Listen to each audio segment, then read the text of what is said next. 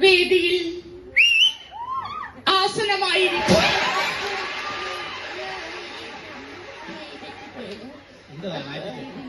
വേദിയിൽ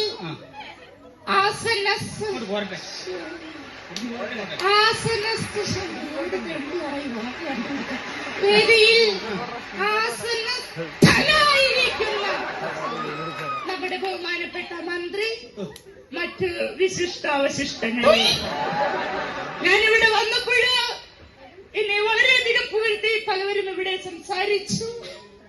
സത്യത്തിൽ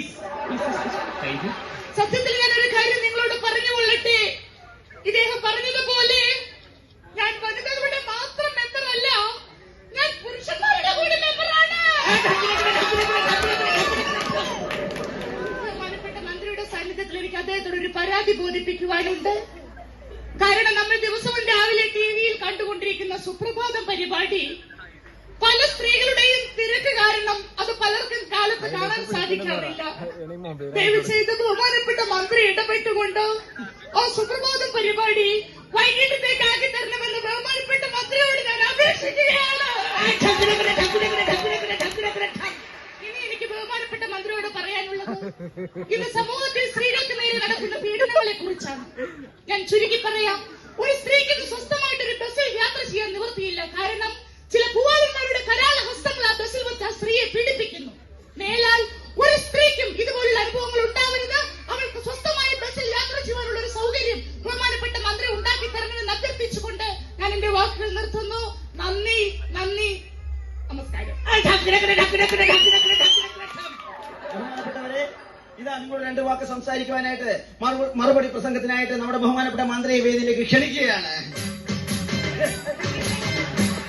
വലിയ കൊല്ലായി കൂട്ടുകാരനോട് കൊട്ടല്ലേന്ന് പറഞ്ഞു. പ്രിയമുള്ള സുഹൃത്തുക്കളെ, ഞാൻ മറുപടി പ്രസംഗത്തിലേക്ക് കടക്കുകയാണ്. സ്ത്രീകൾ തബലകളാണ്, അബലകളാണ്.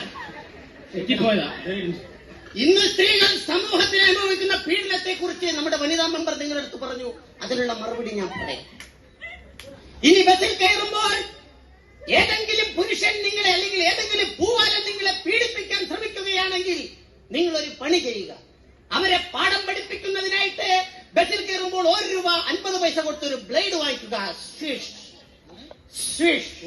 ഈ ബ്ലേഡ് മേടിച്ച് ഒടിച്ച് 2 വിരലിന്റെ ഇടയിൽ ഇങ്ങനെ വെക്കുക. എന്നിട്ട് ഏതെങ്കിലും ഒരു പൂവാലൻ ശല്യം ചെയ്യുകയാണെങ്കിൽ അവന്റെ പുറത്ത് ഇഞ്ചു ആകൃതിയിൽ ഇങ്ങനെ 2 വര വരയ്ക്കുക.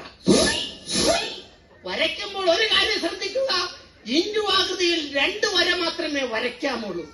അല്ലാതെ വരയ്ക്കുമ്പോൾ ഇതുപോലെ കഴകുരകുരാ